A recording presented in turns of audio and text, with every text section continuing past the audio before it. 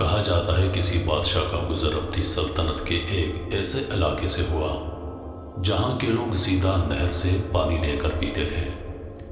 بادشاہ نے حکم دیا کہ عوام الناس کی سہولت کے لیے یہاں ایک گھڑا بھر کر رکھ دیا جائے تو زیادہ بہتر رہے گا اور ہر چھوٹا بڑا سہولت کے ساتھ پانی پی سکے گا۔ بادشاہ یہ کہتے ہوئے اپنی باقی کے سفر پر آگے کی طرف بڑھ گیا۔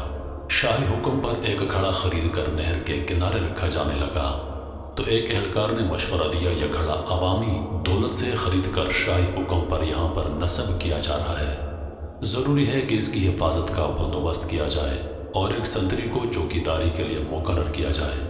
سنتری کی تعیناتی کا حکم ملنے پر یہ قباحت بھی سامنے آ گئی کہ گھڑا بھرنے کے لیے کسی ماشکی کا ہونا بھی ضروری ہے اور ہفتے کے 7 دن صرف ایک ماشکی یا ایک سنتری کو نہیں پابند کیا جا سکتا۔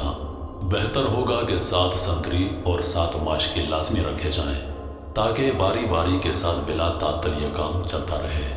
ایک اور محنتی اہلکار نے رائے دی کہ نہر سے گھڑا ہوا بھرا اٹھا کر لانا نہ تو ماشکی کا کام بنتا ہے اور نہ سنتری کا۔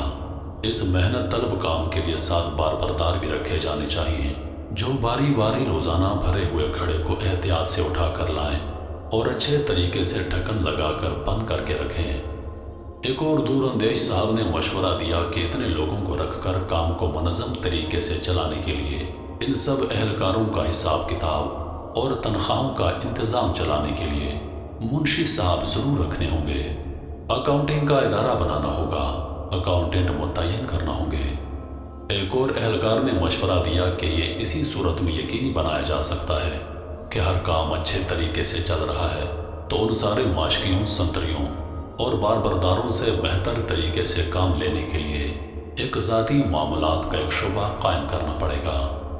ایک اور مشورہ آیا کہ یہ سب کچھ ٹھیک ہو رہا ہے مگر ملازمین کے درمیان میں لڑائی جھگڑا یا کوئی زیادتی ہو جائے تو ان کے درمیان صلح صفائی کون کروائے گا تاکہ کام بغیر رکے چلتا رہے۔ اس لیے میری رائے میں خلاف ورزی کرنے والوں اور اختلاف کرنے والوں کی تفتیش کے لیے ایک قانونی امور کا محکمہ قائم کرنا چاہیے۔ ان سارے محکموں کی انشاء کے بعد ایک صاحب کا یہ مشورہ آیا کہ اس سارے انتظام پر کوئی ہیڈ بھی مقرر ہونا چاہیے، ایک ڈائریکٹر بھی تعینات کر دیا گیا۔ 1 سال کے بعد حسب روایت بادشاہ کا اپنی رعایا کے دورے کے دوران اس مقام سے گزر ہوا۔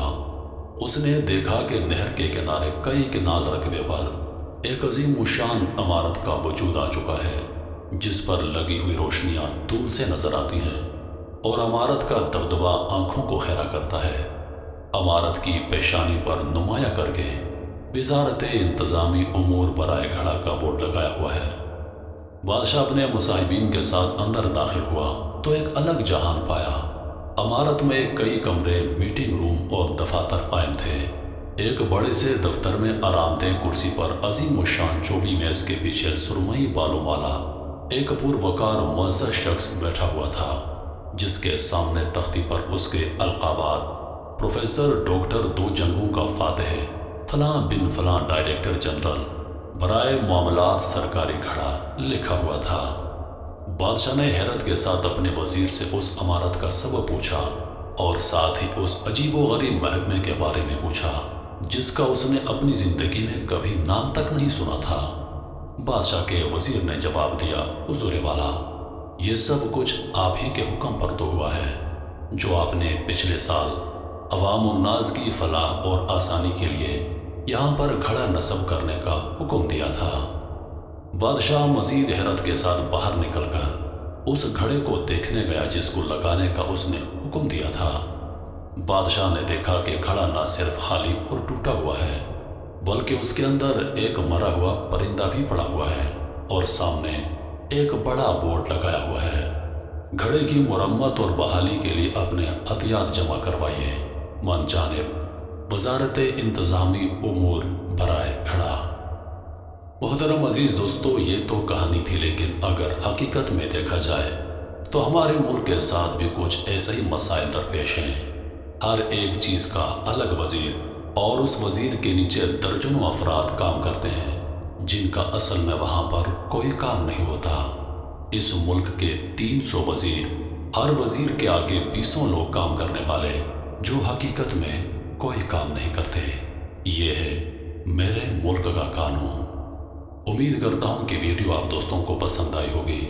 ویڈیو پسند آ جائے تو لائک اور شیئر ضرور کر دیجیے گا، اور آنے والی ویڈیوز کے لیے ہمارے چینل کو سبسکرائب کر دیں اور ساتھ میں موجود گھنٹی کے بٹن کو ضرور دبا دیں تاکہ ہماری نئی آنے والی ویڈیوز سب سے پہلے آپ تک پہنچے۔